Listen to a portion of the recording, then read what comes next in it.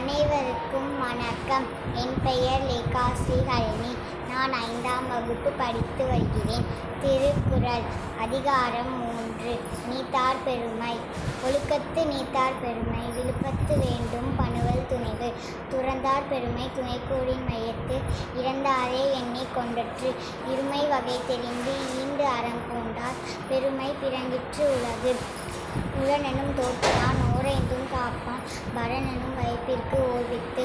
ஐந்தவித்தான் ஆற்றலவள் விசுமனார் போமான் இந்திரனே சாலும் கரி. செயற்கரிய செய்வார் பெரியார் சிறியர் செயற்கரிய செய்களாதார். சுவை ஒளி ஊறு ஓசை நாற்றம் என்ற ஐந்தின் வகை தெரிவான் கட்டே உலகு.